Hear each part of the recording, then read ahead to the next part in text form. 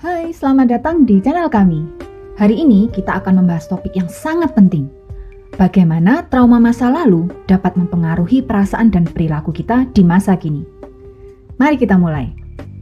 Trauma adalah pengalaman emosi yang mendalam dan seringkali menyakitkan. Ketika tidak terselesaikan, trauma tersebut bisa mempengaruhi banyak aspek dalam hidup kita, termasuk bagaimana kita merespon situasi sehari-hari. Yang pertama, trauma membuat kita menjadi mudah tersinggung. Ketika kita mengalami sesuatu yang mirip dengan pengalaman buruk di masa lalu, otak kita langsung mengenalinya sebagai ancaman. Ini bisa membuat kita bereaksi berlebihan atau merasa marah tanpa alasan jelas, karena sering menimbulkan perasaan yang kuat dan seringkali dipicu oleh situasi yang menyerupai peristiwa traumatis di masa lalu. Selanjutnya, trauma bisa membuat kita tidak mudah percaya pada orang lain. Pengalaman buruk di masa lalu bisa membuat kita merasa waspada dan curiga. Sebenarnya, ini adalah salah satu bentuk mekanisme pertahanan. Mereka yang mengalami trauma mungkin memiliki firasat bahwa orang lain atau situasi saat itu tidak aman, meskipun sebenarnya tidak ada bahaya yang terlihat. Yang ketiga, trauma juga bisa membuat kita tidak percaya pada naluri sendiri. Saat seseorang pernah disakiti, dia mungkin mempertanyakan penilaian dan nalurinya karena pengalaman sebelumnya menyebabkan kerugian atau pengkhianatan. Hal ini bisa menimbulkan kebingungan mengenai apakah harus mempercayai firasat atau tidak. Lalu yang keempat, trauma juga sering menghasilkan pola pikir negatif.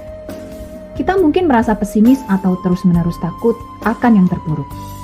Trauma dapat mengubah pola pikir, yaitu mengharapkan hasil negatif. Mereka mungkin mempunyai firasat bahwa hal buruk akan terjadi, yang dapat mempengaruhi pandangan mereka terhadap dunia. Yang kelima, perasaan cemas dan takut adalah efek samping umum dari trauma. Hal-hal kecil bisa memicu rasa cemas yang berlebihan, meskipun sesungguhnya tingkat risiko tidak seperti yang dipikirkan.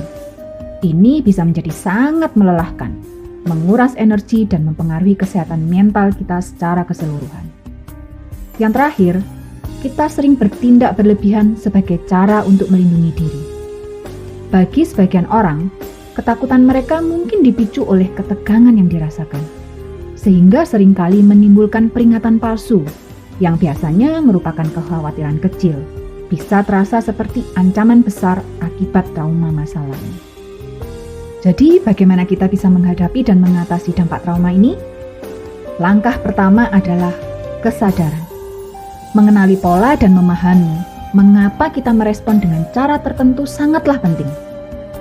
Lalu cara yang kedua adalah melakukan terapi.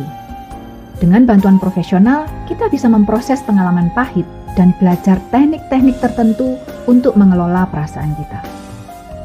Penting untuk diingat bahwa tidak masalah untuk mencari bantuan dan tidak ada yang salah dengan Anda karena memiliki trauma. Anda tidak sendirian dalam perjuangan ini dan ada jalan menuju penyembuhan.